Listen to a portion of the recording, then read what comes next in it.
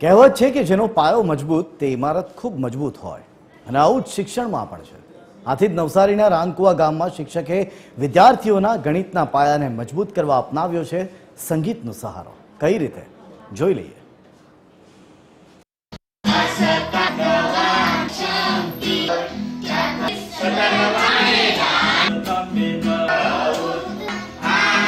એ ના હો, ગણિત બહુ અઘરું છે, કેમ આવડશે?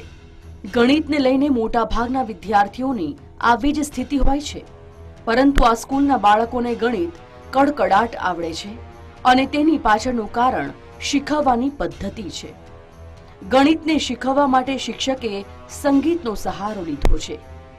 ગણિતના ઘડિયા અહીંયા ગિટારની ધૂન પર શીખવવામાં આવે છે અને આથી જ દરેક વિદ્યાર્થી ગણતરીમાં એકા બની ગયા છે।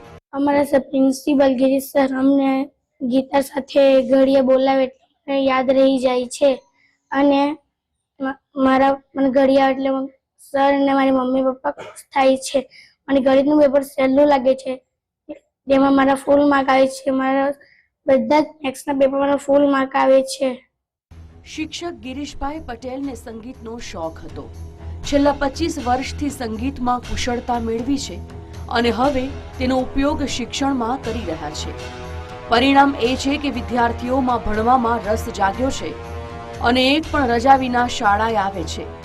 વાલીઓ પણ શિક્ષકની સરાહના કરી રહ્યા છે। તે ગણિત વિષય અગ્ર વિષય એટલે ગિટાર સાથે ભણાવે, એ સંગીત સાથે ભણાવે, મીન્સ કે એ પલાખા મોડે કરાવે ગિટાર સાથે। એક તે શીખવામાં બાળકોને ઈઝી રહે ને સાથે સાથે ગમત બી રહી, એટલે જે ટોપ વિષય કરો અગ્ર વિષય કહેવામાં આવે ગણિતનો, જે ઈઝી શીખી બી જાય બાળક ને। હાલે જે મારી વર્ગશાળા છે, અહીંયા બાળક ભણીને આવ્યું એ ઘરે જ આવે, પછી મારે એના માટે બીજે કશે ક્લાસીસ કરાવવાની પણ જરૂર નહીં પડે।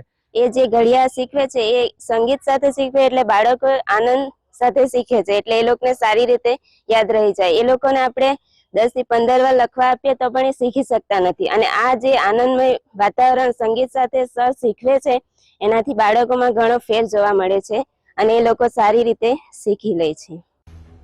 આજે સરકારી શાળાઓમાં શિક્ષણનું સ્તર સતત કથળી રહ્યું છે, ત્યારે ગિરીશભાઈની જેમ જો દરેક શિક્ષક સંપૂર્ણ રસ દાખવી વિદ્યાર્થીઓનું સિંચન કરશે તો આગામી દિવસોમાં પ્રાઇવેટની બદલે સરકારી સ્કૂલોની કિંમત જરૂરથી વધવા માંડશે અને આ જ બાળકો આગળ વધીને ગુજરાત અને દેશનું નામ રોશન કરશે। ત્યારે દરેક સ્કૂલમાં આવો પ્રયાસ થાય તે જરૂરી છે। TV 13 ગુજરાતી માટે પરિમલ મકવાણાનો રિપોર્ટ, નવસારી।